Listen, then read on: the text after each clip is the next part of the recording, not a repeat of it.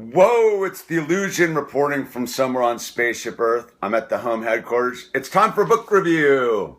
We got The White Tiger by, I can barely say his name, Aravind Adiga. It's an Indian book, or an Indian writer, about India. This is not a historical novel on any level. It is straight fiction. It's quite an enjoyable read, actually. I had a pleasure reading it. It's always nice to change your pace reading. Like, I've been reading a lot of nonfiction, historical, mid-1800s. This is present day India. Fiction. So, it's kind of cool, man, because it's really about maybe the truth about India. I think in the West we get sort of the sadhu, Yogananda Paramahansa, the yogi, the spiritual bliss of the Taj Mahal approach to India. That's not what this book's about. This book's about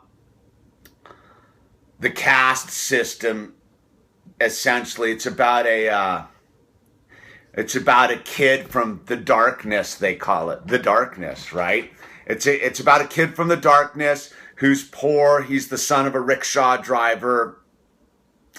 And he gets his way to be the driver of a car for the rich people. But they're not like rich people in the States. Well, maybe they are, man. But in India, as this book's breaking down, is basically they're like slaves. And this kid's basically a slave to these rich people. And he drives this dude around. And right? But the guys, they always act as if this Indian kid is part of the family and part of the team. But he's really just disposable. And the Indian dude who he's driving around, he has an Anglo wife, and she runs over a kid, and they want this guy to go to jail for him because they like hold their families hostage. But it's all about how the Indian culture holds themselves hostage in this weird caste system, and that the family would frown upon this kid if he didn't do his time for the thing. And this kid's like, nah, I'm breaking free of the nonsense, man. So this kid makes a move, and he kills the guy he's working for. Well, the guy's got a stack of cash, and he takes the stack of cash and he builds his own business and becomes this entrepreneur and tries to change the dynamic. And at the end, there's one of his drivers killed. I'm kind of giving the story away, but it's not because, dude, I'm not going to give the final twist away. Not going to be the total spoiler. But it's a real interesting book because it talks about, it gets into the subtleties of Indian culture, the dark, dirty side. You really get how bad the sewage system is in India, or lack of.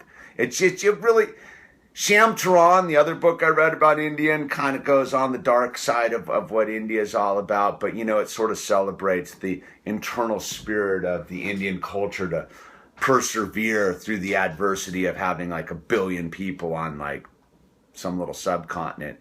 But this one doesn't really gloss it over. But it's sort of got a comedic vibe to it.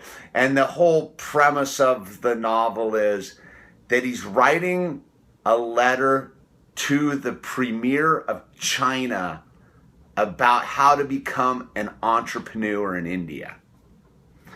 And it's basically, dude,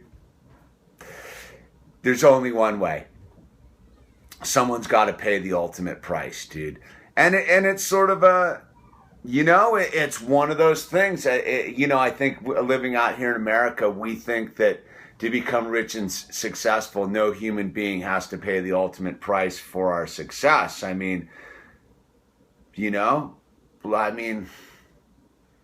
Look, dude, we just had an oil spill on the Santa Barbara coast, right? A lot of wildlife paid the ultimate price, so a bunch of like rich oil executives can roll around in their